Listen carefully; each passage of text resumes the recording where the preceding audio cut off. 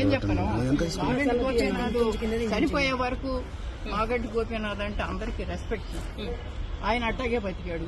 మేము ఎప్పుడు బయటకు రాలేదు. నేను ఎడ్యుకేటెడ్, మంచి చెడు అన్ని, నేను ఎప్పుడు బయటకు రాలేదు. అట్లా అతను చచ్చిపోవటం కాదు, సావే ఒక మిస్టరీ చేశారు. ఏం జరిగింది చెప్పండి. ఇది అంతా మరి కేటీఆర్ గారి వల్లే జరిగిందని నేను జవాబు ఆయనే చెప్పాలి నాకు. ఎందుకంటే ఒక హాస్పిటల్లో ఉన్నాడు, చచ్చిపోయాడని కొంతమంది అంటున్నారు. చూడండి కూడా పంపించలేదు. స్టాండర్డ్ గా ఆ తల్లి అన్న వదిన రాకూడదు లోపలికి, ఎక్కడికి రాకూడదు, ఐయూసీ ప్రెమిసెస్ రాకూడదు. వస్తే ఏమవుద్ది తల్లి వస్తే తర్వాత అక్కడ ఉన్న వాళ్ళకు కూడా ఏమి ట్రీట్మెంట్ జరుగుతుందో వాళ్ళకి చెప్పొద్దు. అసలు జబ్బు చేసిందే నాకు తెలియకుండా హాస్పిటల్కి తీసుకెళ్ళిందే నాకు తెలియదు. ఎవరో హాస్పిటల్ తెలిసిన ఆయన ఫోన్ చేసి బాబు వచ్చేసాడు అని పెద్ద బాబు ఏంటి గోపి ఇక్కడ ఏంటంటే వెళ్తే రానివరే. అలాగే ఇప్పుడు కూడా వాళ్ళ కొడుకును కానీ మీరు ఎందుకు చనిపోయినప్పుడు ఎందుకు రాలేదని చెప్పి అయితే అడుగుతున్నారు. భార్య ఎందుకు రాలేదు, కొడుకు ఎందుకు రాలేదు, గోపీనాథ్ గారు చనిపోయినప్పుడు ఏ కారణం చేత వాళ్ళు రాలేదు. వాళ్ళు ఏ కారణం చేత రాలేదు మరి ఊర్లో ఉన్నదాన్ని అన్నీ. అంటే ఇప్పుడు వాళ్ళ అబ్బాయి చెప్తున్నాడు బెదిరించారు మమ్మల్ని, వాళ్ళ అబ్బాయి అంటున్నారండి బెదిరించారు మమ్మల్ని, ఆ బెదిరింపుల వల్ల నేను రాలేదు, నేను యుఎస్ లో ఉన్నాను అంటున్నారు. కావచ్చు, మా అబ్బాయి యుఎస్ లోనే ఉన్నాడు కావచ్చు.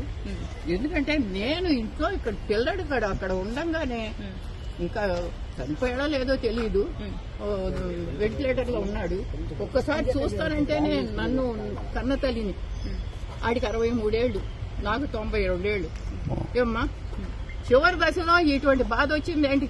పిల్లాన్ని చూస్తానంటే చూడలేకుండా చేసి 3 రోజులు మరి వెంటిలేటర్ లో అట్టు పెట్టారు.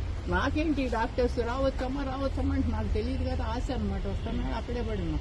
ఈ కేటీఆర్ గారు ఒకసారి వచ్చారు, వచ్చినప్పుడు అయ్యా నా నీకు రానివ్వట్లేదు కొంచెం చెప్పాయా అంటే గమ్మని తలుపు మూసుకుని వెళ్ళిపోయాడు. కానీ అయ్యో వస్తాను చూస్తాను ఏంటమ్మా అని మాట కూడా అడగదు ఆయన. వచ్చి వాళ్ళతో మాట్లాడాడు పైకి వెళ్ళి.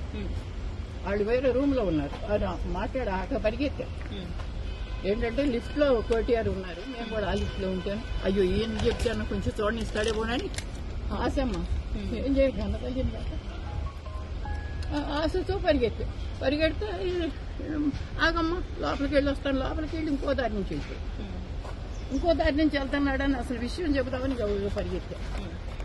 పడదాను ఈ వయసులో పరిగెత్తే గమనం తలుపు మూసేసుకున్నాడు.